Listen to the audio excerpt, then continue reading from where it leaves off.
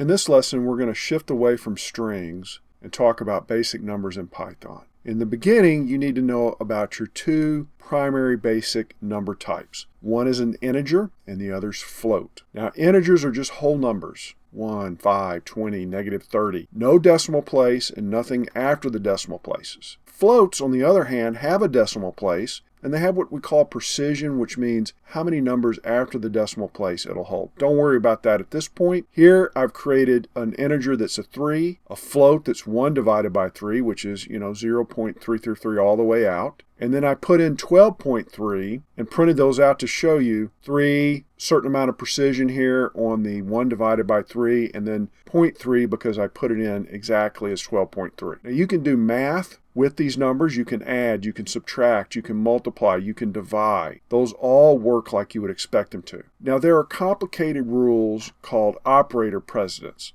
We're not going to go into all that. It's a lot of stuff to try to memorize. It won't help you that much. Take, for instance, here, 6 plus 7. I want to do that first, so I put parentheses around what I want to have first, and then I multiply times 3, and that gives me 39. Now, if you wrote it all out, you'd have to know that multiplication has a higher precedence than addition. I just think it's hard. It's hard to read code like that. Just get in the habit of doing parentheses to mark out the things you want to have first. I mean, even if I knew this, I would actually put a parentheses around 7 times 3 to make it exactly clear that that's what I wanted to have happen. We're going to change a string to an integer because we're getting things from the user. Well, they always come back as strings. So one of the first tricks you need to learn here is how to change that string into an integer. Now, if you have tried to get back like how many cats, and then I want to take one cat away, well, it's going to throw an error because it doesn't support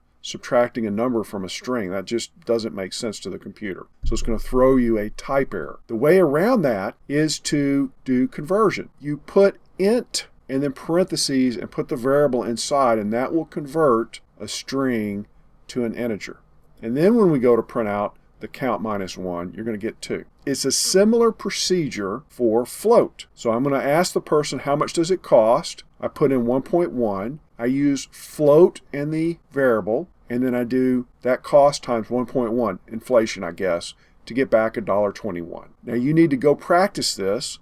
But be aware that if you type in something that isn't a real number, it isn't an integer, and you try to turn it into an int, maybe for the number of cats you put 2.5, or for the cost you put I don't know. When you try to cast it, it is going to throw an error and stop your program. But go experiment with this. Pull in numbers, do some math with it, print that math out, play with it, get a feeling for it, and then we'll go into how do you safely convert these numbers. Because having run a large consumer website, I can tell you one thing for sure. If you let users input information, they will find a way to input it incorrectly. So you have to do defensive programming, and we're going to show you how to do try-catch blocks next. If you like this content, subscribe. I'm coming out with lots of beginner videos, intermediate videos, advanced videos. You're going to learn something. Push that like button so I can help more people. I'll see you in the next one.